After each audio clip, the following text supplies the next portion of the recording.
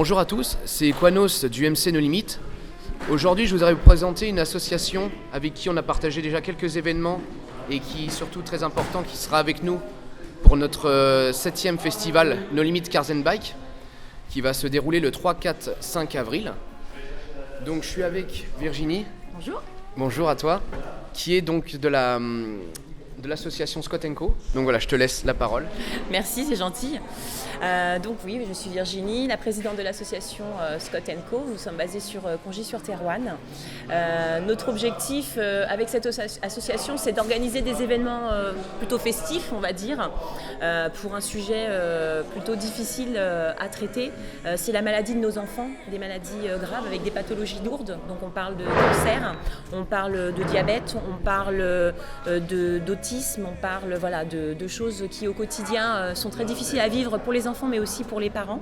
Et en fait à travers notre action, on essaye de récolter des fonds et d'apporter du confort aux enfants d'une part et du réconfort aussi à leurs parents parce que évidemment c'est toute une famille qui est touchée quand c'est comme ça, ce n'est pas qu'un enfant, même si lui subit beaucoup, toute une famille derrière, parfois une fratrie aussi, il y a d'autres petits enfants voire plus grands qui subissent un peu tout ça, donc c'est compliqué pour tout le monde.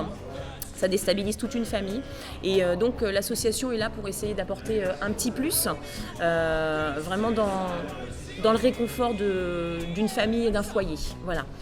Donc on intervient en milieu hospitalier pour pouvoir aider les enfants à s'occuper aussi à longueur de journée puisque les hospitalisations peuvent être très très lourdes.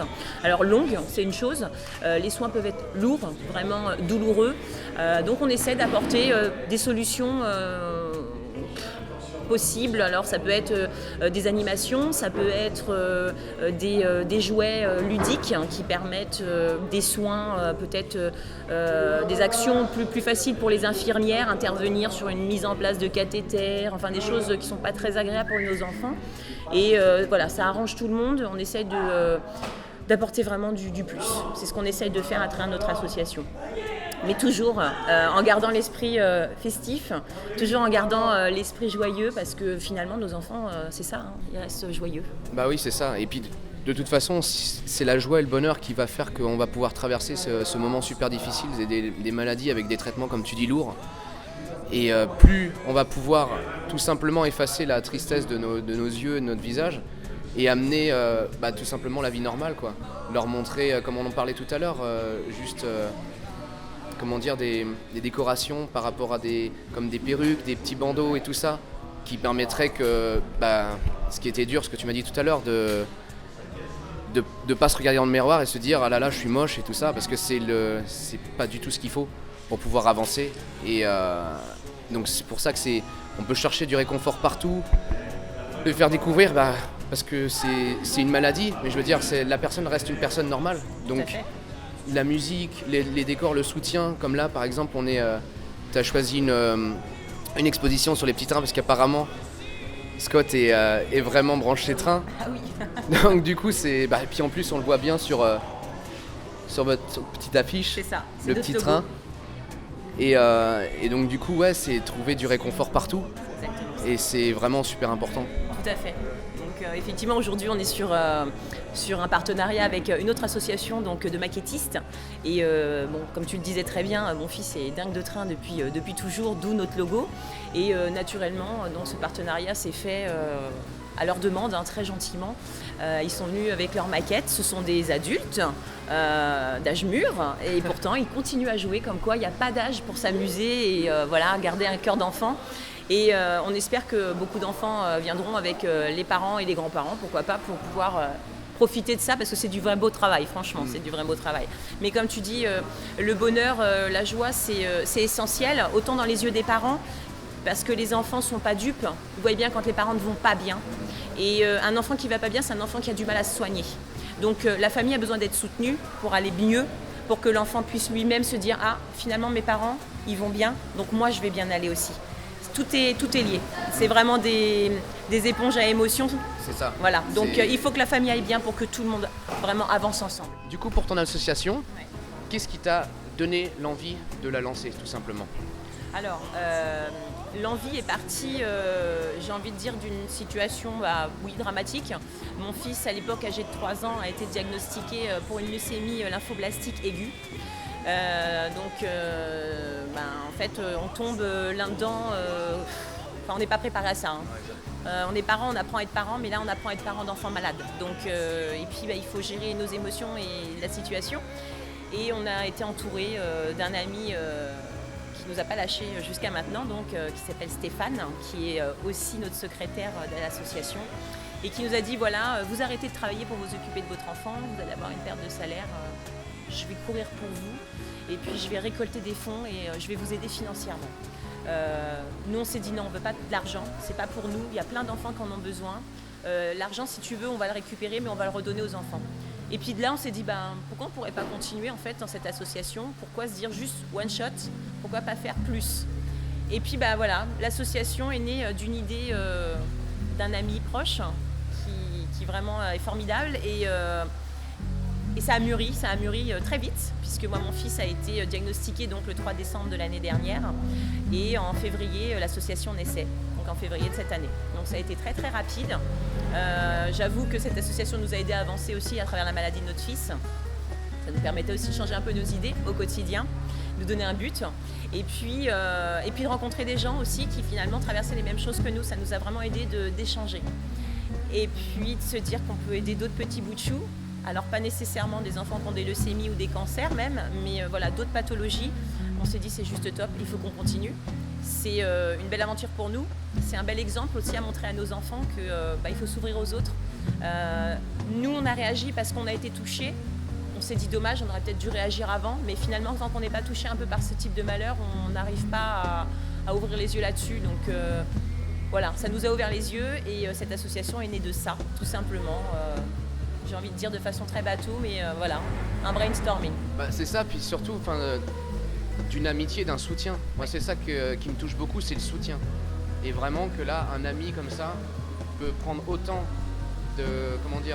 à cœur ce qui se passe et que du coup, ça puisse donner des créations comme ça, une association pour soutenir des parents et des enfants qui sont dans cette situation-là. Et je trouve que c'est magique pour eux. Ouais, c'est une belle aventure pour ça tout le sort les gens de l'isolement, je trouve. Donc, tu vas avoir apparemment d'autres événements où tu vas pouvoir mettre en avant l'association et en parler et le faire découvrir à tout le monde. Donc du coup, ça va être quoi tes prochains événements? Alors le prochain événement est organisé, pas par l'association Scott & Co, mais on est mis quand même en avant.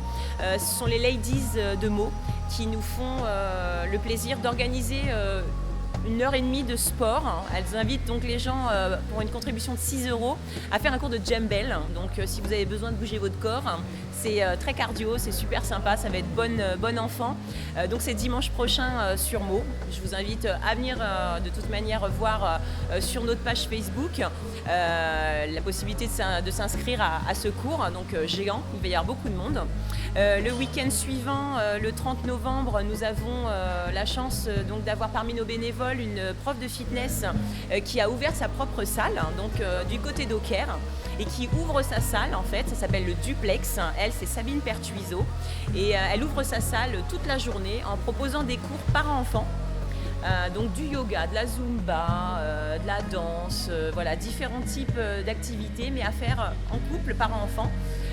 Toute la journée, il y aura les maquillages enfants l'après-midi, voilà, c'est vraiment, la salle va être dédiée aux enfants et aux parents, et tout va être reversé à l'association de nouveau, donc on sera évidemment présent. Nous vendrons des petits gâteaux, nous proposerons aussi du ravitaillement, parce qu'après 1 heure de cours, il faut reprendre des forces, exactement, et puis quand ils sont petits, ils mangent beaucoup, donc on va proposer tout ça. Ensuite, nous avons également le 21 décembre le marché de Noël sur la Ferté-sous-Jouarre. Là, donc, on aura vraiment notre stand sur place avec nos goodies. On essaye de préparer des petites surprises aussi pour les gens qui viendront et les enfants, toujours. Ça reste notre credo, de toute manière. C'est vraiment notre ligne de conduite. Et donc voilà, pas mal de choses qui s'organisent. Là, on a actuellement un gros événement qui est un peu plus sur du long terme en fait. C'est une collecte de jouets neufs. Donc on a pas mal de points de collecte. Donc on a le Crédit Agricole, tout le Crédit Agricole, toutes les agences du Crédit Agricole du Nord 77 participent à cette collecte. Donc récoltent les jouets pour nous.